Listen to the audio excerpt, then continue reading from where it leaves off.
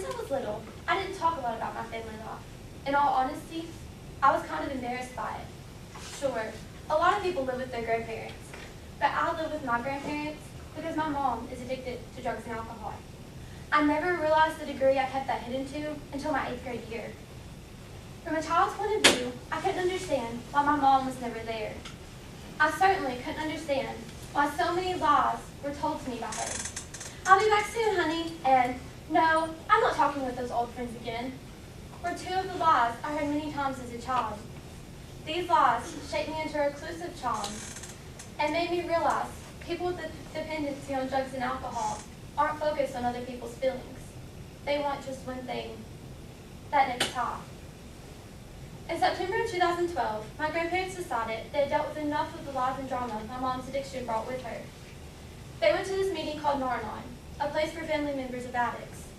There they learned more about her addiction. They brought home this book.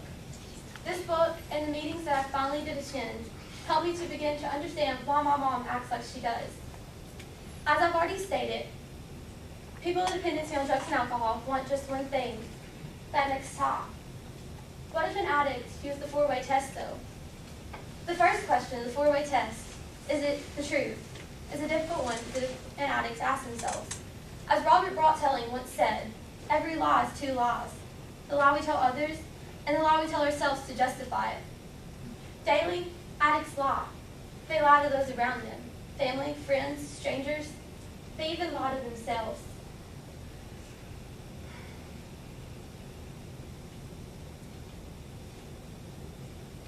If an addict decided to ask themselves if they were telling the truth, they could see they weren't. They could see the hurt they caused those around them. Henry David Thoreau sums this part of the 4-way test up rather nicely. Rather than love, than money, than fame, give me the truth. That is something we can ask everyone we come in contact with daily. Simply ask them for the truth. The second question of the 4-way test, is it fair to all concerned? It's equally as difficult for an addict to ask themselves. To be fair means to be in accordance with the standards, a dictionary definition, of course. Standards of parent-child relationship are displayed every day in the media. The parent tells the child what to do, the child listens, oftentimes argues for a bit, and then all is good. That's not how it was for me, though.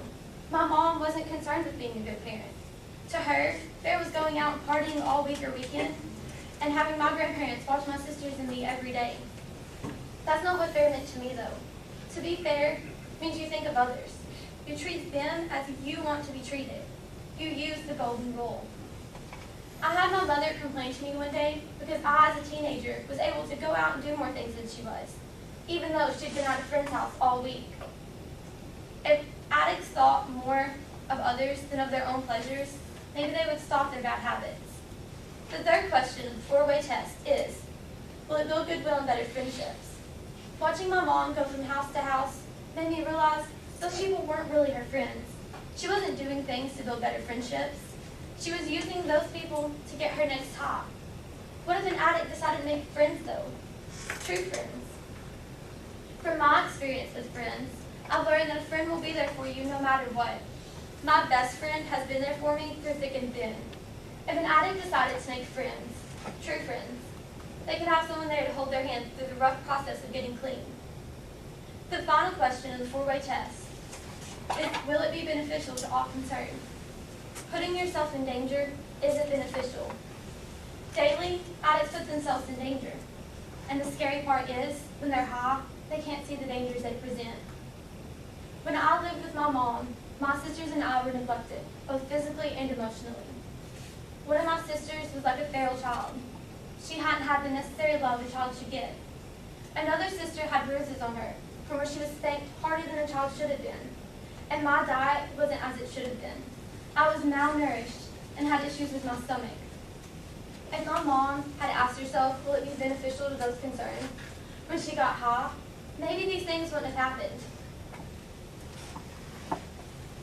If addicts thought more about everyone around them, things would be better. Now, I don't mean to make my life sound like it's been terrible, because it hasn't. I've had loving friends and family members surrounding me my entire life. Addiction is just a personal topic for me, though, so why not speak on something I know about? Addicts choose to take that drug for the first time. But oftentimes, it goes from a choice to a need for them to function normally. Maybe one day, though, in recovery centers across America, a recovering addict can be taught the 4-way test to help them become the better person we know they are and can be. Thank you.